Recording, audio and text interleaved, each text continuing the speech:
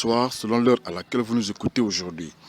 Commençons cette revue de presse par les Échos du Congo qui titre un peu plus de 1500 travailleurs de la Direction générale du budget entament la deuxième semaine de leur grève.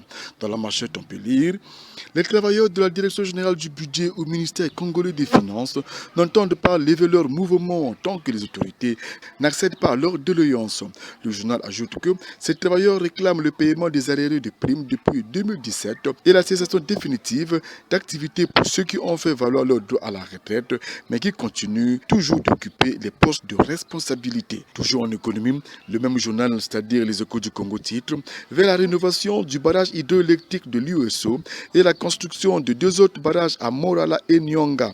Les Échos du Congo précisent le gouvernement congolais a procédé samedi 21 mai 2022 à la signature de deux conventions de partenariat entre l'État et un consortium sino-congolais qui aboutiront à la rénovation du barrage hydroélectrique de l'USO et à la construction de deux autres barrages à Morala et Nyonga. Avec ce partenariat public-privé, le Congo va pouvoir augmenter la capacité de production de l'électricité dont il a cruellement besoin pour son développement. Quittons l'économie pour aborder la politique avec le journal Le Nouveau Regard qui titre Législative et locale 2022.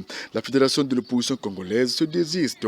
Le journal précise que la plateforme de l'opposition regroupant l'Initiative pour la démocratie au Congo, IDC en sigle, le Front pour le respect de l'ordre constitutionnel et l'alternance démocratique, FROCAD en sigle, et la composante Jean-Marie Michel Mokoko ne va pas participer aux élections législatives et locales du 4 et 10 juillet prochain.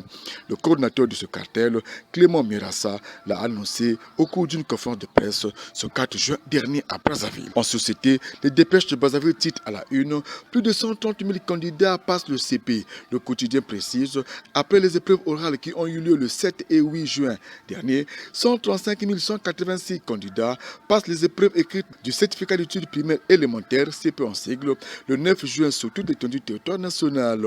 Habituellement, l'évaluation se fait au même moment dans les écoles consulaires à Luanda et au Cabinda, en Angola et en Chine. Restons en société avec les Échos du Congo qui nous parlent de la mésaventure d'un taximan en titrant un chauffeur de taxi ayant fouillé avec les affaires de ses clients rattrapé par la police.